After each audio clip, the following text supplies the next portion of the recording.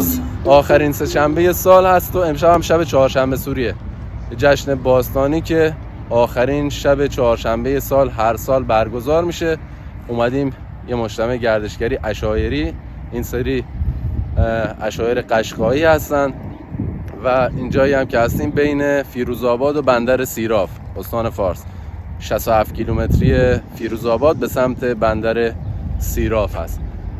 یه سری برنامه دارن، حالا ببینیم چیا در پیش داریم، ولی دیگه هم آواز هست هم رقص هست و کارهای دیگه، ببینیم چی کار میکنن. تا آخر ویدیو رو حتما ببینید، لذت ببرید. این مجتمع گردشگری هم کنار جاده هست، همونجور که میبینید صدای ماشینا دیگه داره میاد. با هادی هم اومدیم امروز، هادی هم اونجا در حال گرفتن فیلمه و اینم سیاه چادرها. امشب هم اینجا میمونیم دیگه، گفتم شب خسته میشیم بر نگردیم، توی این چادر میمونیم امشب.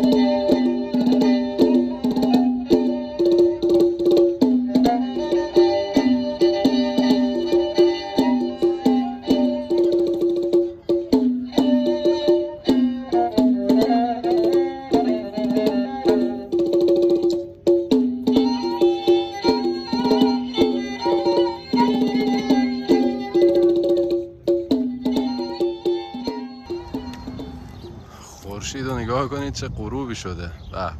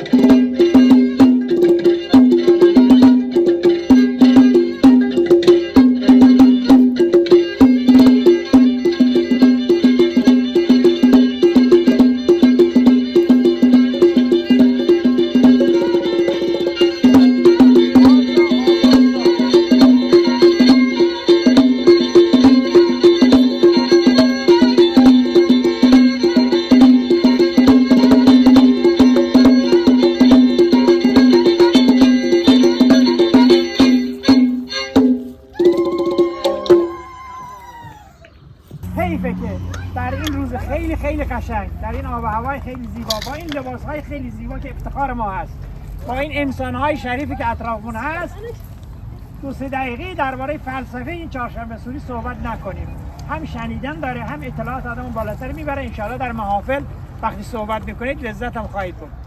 عرض کنم که داستان چهارشنبه سوری نقل 100 سال، 200 سال و 1000 سال نیست. انسان از روزی که آتش را کشف کرد که میگن اولین بار با صاعقه یا رعدبرقی از آسمون به زمین زده به تبدیل صاعقه شده، اولین جنگل یا بوته آتش گرفته، بعد انسان درک کرده این آتش، اولا خوف کرده، فرار کرده، فکر کرده یه چیز خیلی خطرناکه، بعد نزدیک شده، گرماش حس کرده، دیده عجب گرمایه برای سرما، بعد آروم آروم یاد گرفته مثلا گوشتی دستش بوده خام داشته میخورده، گوشت افتاده توی آتیش، بعد در آورده گوشت دیده گرم شده، چقدر خوشمزه شده، یاد گرفته که نمک بهش بزنه. بالاخره تاریخچه آتش مال 100 سال 200 سال اینها نیست، اما برمیگرده میاد میرسه به زمان آریایی ها، زمانی که ایران، فلات ایران بوده، بزرگتر از ایران فعلی بوده، و مخصوصا در زمان ساسانیان عرض کنم آتش یه قداست خیلی مهمی پیدا میکنه. میگن آقا این آتش روشناییه، نور میده، باعث خوشحالی جامعه میشه، باعث به اصطلاح دور کردن تمام پلشتی ها، بدی ها میشه. بنابراین بیاید آتش را همیشه روشن نگه داریم. از این سنگچین ها همون زمان هم رسم بوده، درست میکردن و بعد روش آتش روشن میکردن و در پایان سال، یعنی نزدیک عید، 4-5 روز مونده به عید و آخرین سه‌شنبه، به این دلیل هم سه‌شنبه رو انتخاب کردن که میگفتن چهارشنبه روز خوبی نیست، روز نحسه. بنابراین برای اینکه نحوست چهارشنبه از بین بره، باید عصر سه‌شنبه یه جشنی برپا بکنیم.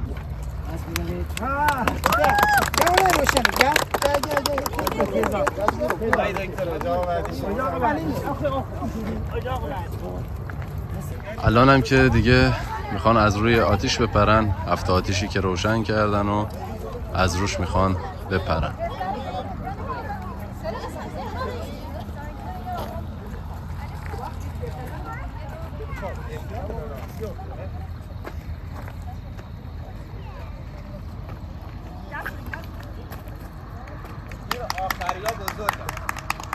آخریا بزرگ شارخیه تره. آروم اصلا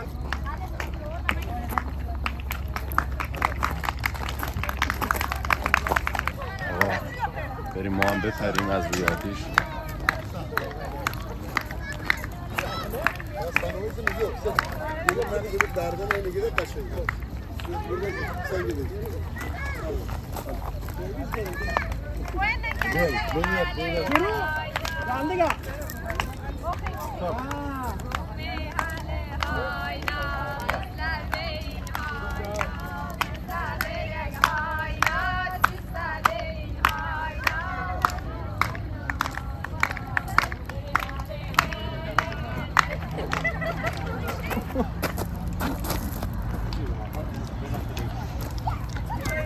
این هم از چهارشنبه سوری 1400. اومدیم داخل چادر یه شام بخوریم. اینجا خوراک گوجه و بادمجون داشتن دیگه، دلچسب نبود، از خونه غذا آوردیم.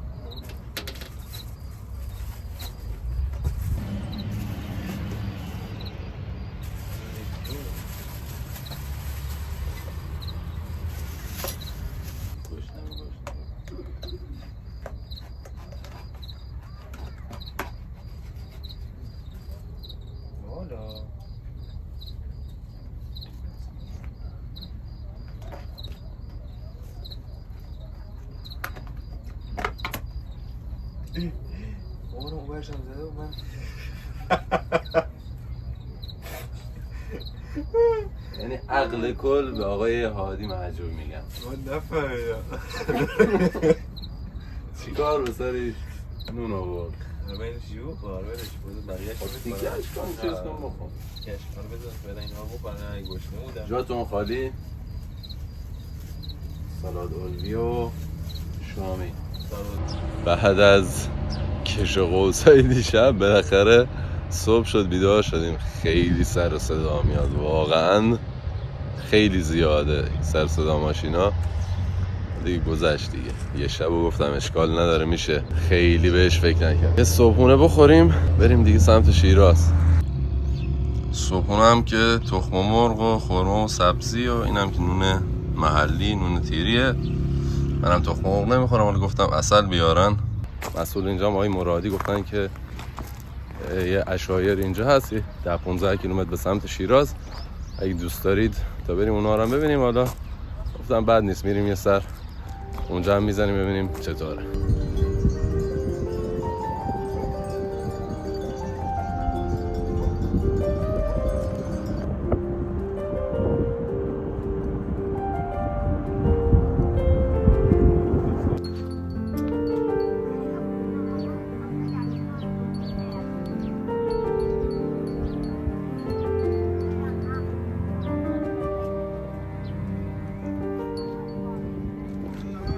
رسیدیم توی این منطقه کنار عشایر، دور از همه چیز دیگه، تقریبا یه کیلومتری 2 کیلومتری هم خاکی داشت. اومدیم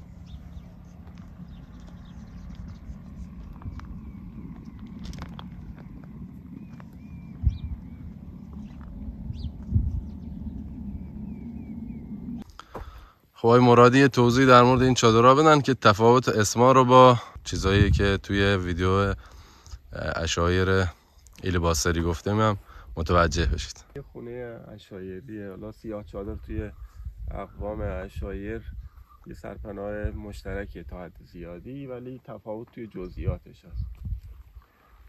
سیاه چادر عشایر قشقایی به 2 فرم علم میکنن، زمستونه و تابستونه. این فرم زمستونه است.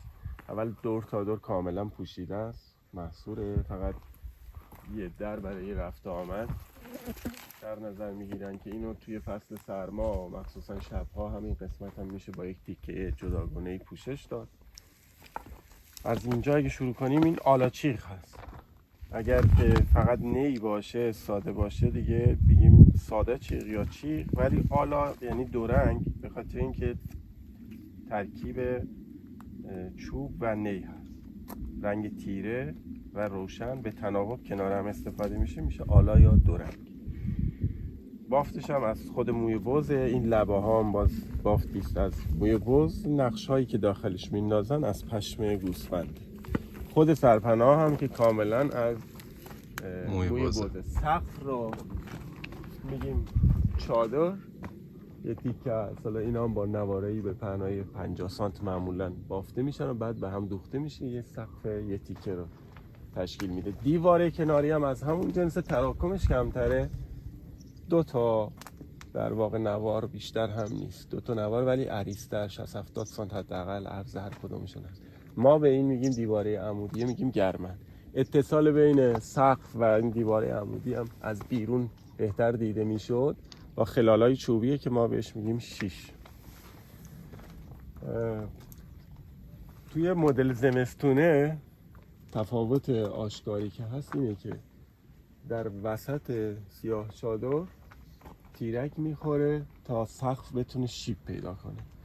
در این صورت پایه هایی که دور تا دور سیاه چادر هستن یا باید قدشون کوتاه‌تر باشه یا به همین شکلی که اینجا میبینید به صورت ضربدری میذاریم که ارتفاع کمتری بگیرن و لبه های چادر بیاد پایین تا اون شیبه اتفاق بیفته، آب بارون رو هدایت کنه از لبه ها بریزه، آب بارون داخل نیاد و نفوذ پیدا نکنه. معمولا آل چیق رو هم میبندن با تیکه هایی از بند این شکل به پایه ها. حالا ممکنه توی همه پایه ها بسته نشه ولی باید توی تعدادی از پایه ها بسته بشه که آلاچیق مهار بشه. اون جایی هم که به خود پایه نمیخوایم ببندیم یا پایه نداریم از میخ استفاده میکنیم، میخا رو میکوبیم توی زمین و آلاچیق رو بهش میبندیم. کار جالب دیگه هم انجام دادن. این 2 شاخه هست در پشت این میخه گذاشتن. برای چی گذاشتین آقای مرادی؟ برای فصل زمستون که بارندگی داریم اگر با این سیستمی که بهش میگیم حرکه، یه شاخه از درخت که باید به صورت 2 شاخه باشه از درخت‌ها و درختایی که تو طبیعت خودمون هست میبریم میذاریم برای مهار این میخ و تعدادی سنگ باید روش بذاریم که وزن کافی رو ایجاد کنه. نیرویی که در واقع وقتی بارون میزنه چادر یه مقدار جمع میشه، نیروی اضافه تری وارد میشه به میخ. از اون طرف زمین هم سست شده، بنابراین میخ میتونه به راحتی در بیاد و چادر بیفته. این حرکت در واقع نیرو رو مهار میکنه. بسیار عالی.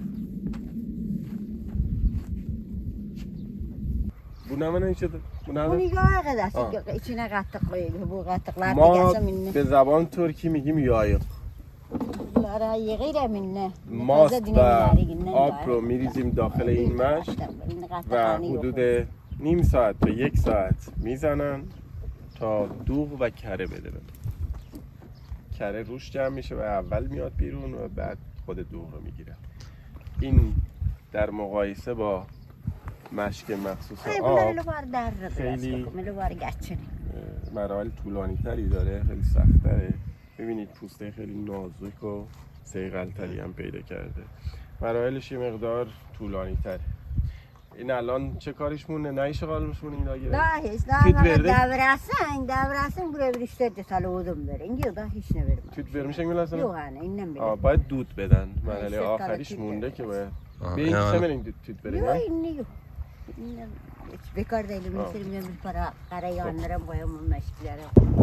همین که میریم یه جای جدیدی رو میبینیم. یه 2 تا نکته اینجا اومدیم طریقه درست کردن مشک رو یاد دادن و گفتن که به چه شکلی که چند ماه هم طول میکشه، 1-2 ماه طول میکشه تا ساخته بشه.